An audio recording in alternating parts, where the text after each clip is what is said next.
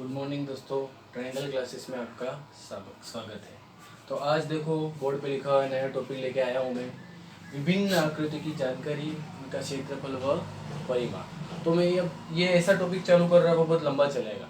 इसमें सभी गणित में जितने भी आकृतियाँ हैं, त्रिभुज, वर्ग, घन, घनाभ, शंकु, वृत्त, उन सभी के बारे में अपन जानेंगे, उसका क्षेत्रफल और उसका परिमाप। तो इस वीडियो को जरूर देखिए और आगे जरूरतमंदों को पहुँचाएं।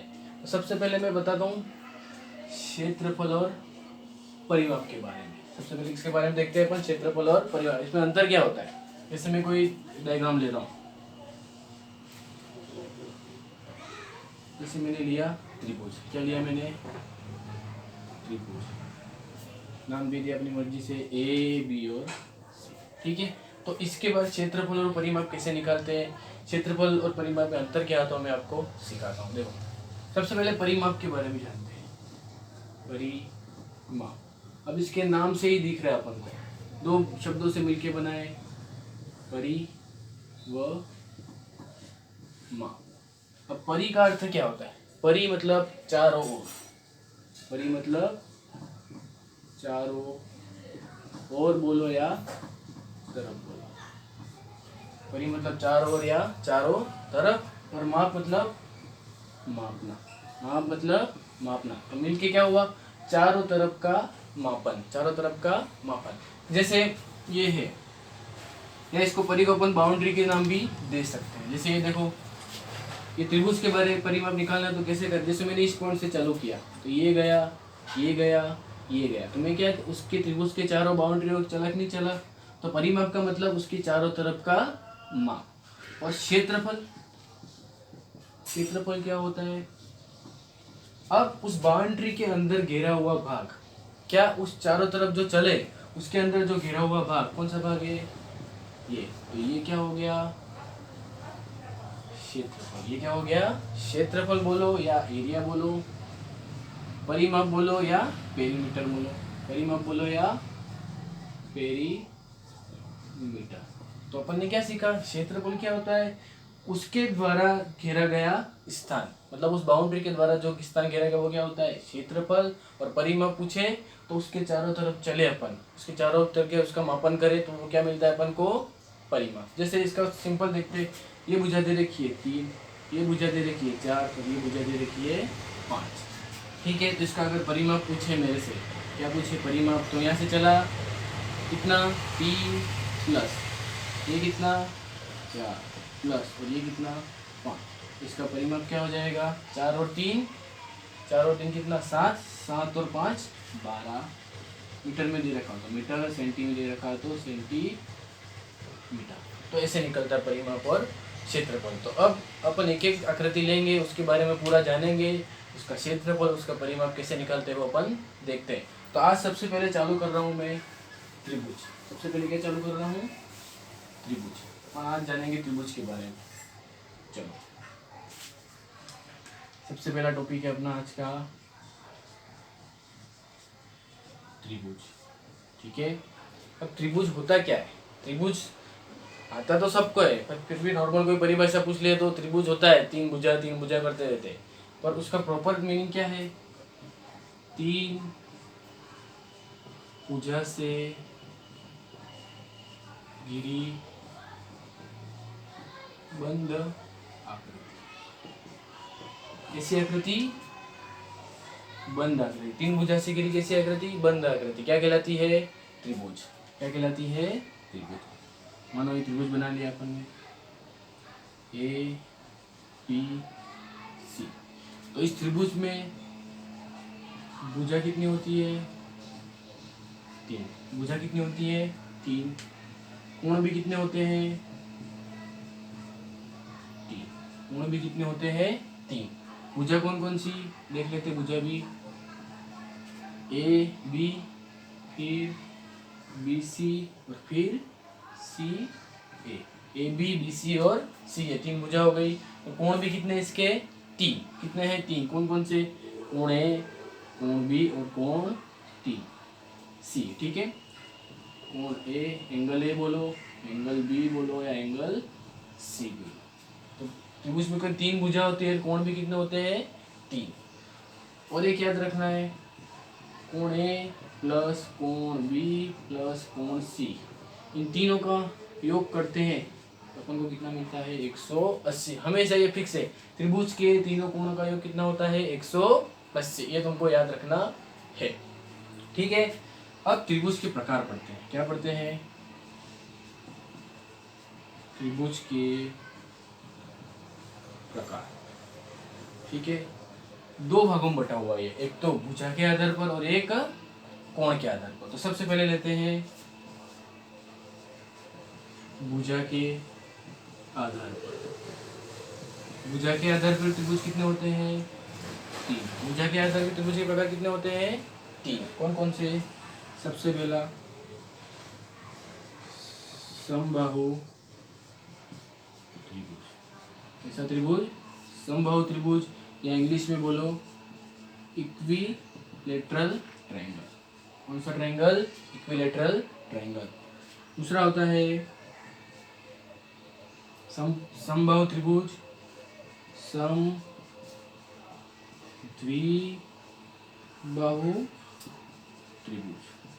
समबाहु त्रिभुज, समद्विबाहु त्रिभुज, और इसको बोलते हैं आइसोस्केल ट्रायंगल। क्या बोलते हैं? आइसोस्केल ट्रायंगल। लास्ट होता है विषम बाहु त्रिभुज। कौन सा त्रिभुज? विषम बाहु त्रिभुज। अभी सीखा भुजा के आधार पर कितने होते हैं? तीन होते हैं, समबाहु, समद्विबाहु या विषम बाहु या स्केलर ट्रायंगल। कौन सा ट्रायंगल? Scalar triangle. अब इसके बारे में पढ़ते हैं। समबाहु पढ़ने से समझ आ रहा है, सम मतलब समान, मतलब जिसकी तीनों भुजा कैसी हो? समान। तीनों भुजा समान, तो ऐसा त्रिभुज क्या कहलाता है? समबाहु त्रिभुज। और समबाहु त्रिभुज की एक प्रॉपर्टी याद रखनी है, इसके तीनों कोण, कोण ए, कोण बी और कोण सी मानो दे रखे तो वो कितने होते हैं? 60 डिग्री। समबाहु के तीनों कोण कैसे होते हैं? 60 डिग्री। में तीनों कोण कैसे होते हैं? समान होते हैं। फिर आता है समद्विबाहु त्रिभुज। यहाँ पे समबाहु था मतलब तीनों भुजा समान, और समद्वि आ गया मतलब कितनी भुजा समान? 2 भुजा समान। कितनी भुजा समान? 2 भुजा समान। 2 भुजा समान तो उसके 2 कोण भी कैसे होंगे? 2 कोण भी समान होंगे। 2 भुजा समान तो 2 कोण भी कैसे होंगे? समान, क्योंकि भुजा के ऑपोजिट एंगल भी क्या होते हैं? इक्वल होते हैं, इसलिए भुजा समान है 2, तो 2 कोण भी कैसे होंगे? समान। और लास्ट होता है विषम बाहु त्रिभुज। विषम मतलब अलग, मतलब तीनों भुजाएं अलग, तीनों भुजा अलग, तो ऐसा त्रिभुज क्या होता है? विषम बाहु त्रिभुज। तो त्रिभुज के प्रकार सबसे पहले किसके आधार पे? भुजा के आधार पे। कौन कौन से? समद्विबाहु त्रिभुज, तीनों भुजा समान और तीनों कोण 60 डिग्री। फिर समद्विबाहु त्रिभुज, 2 भुजा समान और 2 कोण भी कैसे? समान। और लास्ट होता है विषम बाहु त्रिभुज, जिसकी तीनों भुजा कैसी? अलग अलग। भुजा के आधार पर हो गया। अब है कोण के आधार पर। कोण के आधार पर, ठीक है, कोण के आधार पर सबसे पहला त्रिभुज होता है न्यून कोण त्रिभुज। कैसा त्रिभुज? न्यून कोण त्रिभुज, मतलब इसका प्रत्येक कोण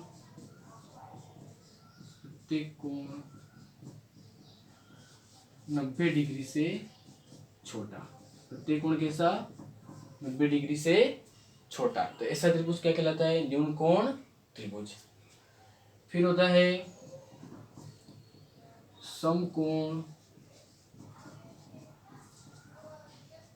त्रिभुज। कैसा त्रिभुज?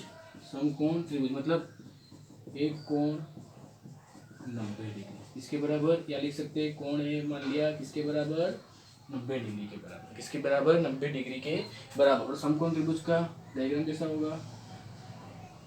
ये ऐसा कुछ होगा, ए बी सी, और ये कितने डिग्री का बन गया? 90 डिग्री। 90 डिग्री का कोण हो तो मतलब कैसा त्रिभुज है वो? समकोण त्रिभुज। और इसका प्रत्येक कोण कितना है? 90 से छोटा, तो ऐसा कुछ बनेगा। सब 90 से छोटे, ये भी छोटा और ये भी छोटा। और लास्ट होता है अधिक कोण त्रिभुज। कैसा त्रिभुज? अधिक कोण त्रिभुज। मतलब कोण कैसा? 90 डिग्री से तो बड़ा। कोण माना ए, और किससे छोटा? 180 से छोटा। एक कोण भाई 90 डिग्री से बड़ा होगा और बाकी किसे होंगे? 90 डिग्री से छोटे। तो ऐसा त्रिभुज क्या कहलाएगा? अधिक कोण त्रिभुज। इसको बोलते हैं ऑब्ट्यूज ट्रायंगल, और इसको बोलते हैं एक्यूट ट्रायंगल, और इसको बोलते हैं राइट एंगल ट्रायंगल। तो इसका डायग्राम ऐसा कुछ होगा। देखो ये 90 डिग्री से बड़ा बन रहा है कि नहीं बन रहा है? बाकी दो कोण कैसे हैं? छोटे, और ये कितने हैं? 90 डिग्री से बड़ा। तो फिर दूसरा किसके आधार पे था? कोण के आधार पर। वो भी कितने? 3। कौन कौन से? न्यून कोण 90 डिग्री से छोटे कोण, सम कोण एक कोण कैसा? 90 डिग्री, और अधिक कोण त्रिभुज 90 डिग्री से तो बड़ा पर 180 से छोटा। तो ये त्रिभुज के बारे में जनरल जानकारी, त्रिभुज के बारे में जनरल जानकारी, ये सबको अपन को आनी चाहिए। ठीक है, अब आता है त्रिभुज का परिमाप। अब क्या सीख रहे हैं अपन? त्रिभुज का परिमाप। त्रिभुज का परिमाप पूछे तो क्या? तीनों भुजाओं का योग। तीनों भुजाओं का क्या? तीनों भुजा का योग। यही क्या होता है? त्रिभुज का परिमाप। जैसे ये दे रखा है कोई त्रिभुज, ठीक है, ये दे रखी है 5, ये दे रखी है 6, और ये दे रखा है 7। तो ये मान लो मीटर में दे रखा है। किस में दे रखा है? मीटर में। ABC। तो इसका परिमाप क्या होगा? ये क्यों पूछे अपन से, तो क्या करो? तीनों भुजाओं का योग। तो तीनों भुजाओं को जोड़ लो। 5 metre plus 7 metre plus 6 metre. ठीक है, तो 5 और 7 12, 12 और 6 कितने हो गए? 18 मीटर। तो त्रिभुज का परिमाप कितना आ गया? 18 मीटर। देखो परिमाप में जो यूनिट होती है वो कितना होता है? मीटर में, सिंगल घात में होता है। क्योंकि जब ये प्लस का निशान है तो घातें जो है घातें जुड़ती नहीं है। इसमें क्या मीटर है तो मीटर मीटर आएगा। अगर गुणा होता तो घातें क्या हो जाती है? आपस में जुड़ जाती है। तो ऐसा कब होता है? जब वो क्षेत्रफल आएगा। क्षेत्रफल में इधर घात क्या जाएगी? 2, और मीटर है इसलिए घात 1, सिंगल है इसलिए मीटर में। तो ये अपन त्रिभुज का परिमाप पढ़ा। अब पढ़ते हैं त्रिभुज का क्षेत्रफल। क्या पढ़ते हैं? त्रिभुज का क्षेत्रफल। एक बेसिक फॉर्मूला होता है त्रिभुज के क्षेत्रफल के लिए। क्षेत्रफल होता है 1/2 आधार इंटू 1/2 आधार इंटू ऊंचाई। ये किसका क्षेत्रफल है? त्रिभुज का क्षेत्रफल। जैसे मान लो ये कोई त्रिभुज दे रखा है, ये कोई त्रिभुज दे रखा है। ये नीचे वाला क्या होता है? आधार, और इसकी हाइट दे रखी है, ऊंचाई दे रखी है। मान लो इसको किससे लिखते हैं? h से ऊंचाई, और इसको किससे लिख देते हैं? b। तो ये इसको ये भी लिख सकते हैं 1/2 base into height, 1/2 base into height, या 1/2 आधार इंटू ऊंचाई। तो ये जनरल फॉर्मूला है त्रिभुज का क्षेत्रफल निकालने के लिए, जनरल फॉर्मूला। और अगर जैसे कब ये कब यूज हो सकता है? जब आधार और ऊंचाई दे रखी है, तब अपन ये सूत्र लगा सकते हैं। और क्षेत्रफल में इकाई क्या आएगी? Metre square. मीटर है तो मीटर स्क्वायर, सेंटीमीटर तो सेंटीमीटर स्क्वायर, ये ध्यान रखना है। ठीक है, और एक सूत्र है जब तीनों भुजा दे रखी है। क्या दे रखी है? तीनों भुजा दे रखी, तो तब कैसे निकालेंगे भाई? हाइट तो रहेगी नहीं, ये भुजा भी दे रखी, ये भुजा दे रखी, और ये भुजा भी दे रखी है। तो ऐसा जब भी हो, जैसे मान लो ये कोई त्रिभुज है A, B और C, ये भुजा दे रखी A, ये भुजा दे रखी B, और ये भुजा दे रखी है C। तो ऐसा हो तब, तो ऐसा जब भी हो तो अपन कौन सा सूत्र देखेंगे? Heron's formula. क्या बोलो? हीरो का सूत्र, हीरोन्स का सूत्र। तो वो सूत्र क्या होता है? क्षेत्रफल बराबर अंडर S माइनस A गुणा S माइनस B गुणा S माइनस C। ABC क्या है यहाँ पे? त्रिभुज की भुजा। ABC क्या है? त्रिभुज की भुजा। और S क्या है? ये क्या है? त्रिभुज का अर्ध परिमाप। ये क्या है? त्रिभुज का अर्ध परिमाप। त्रिभुज का परिमाप, तीनों भुजा को क्या करो? जोड़ लो, a प्लस बी प्लस सी। और इधर क्या लिखा है? अर्ध मतलब इसका आधा। अर्ध मतलब इसका आधा। तो एस कैसे निकालेंगे? a प्लस बी प्लस सी बटे 2।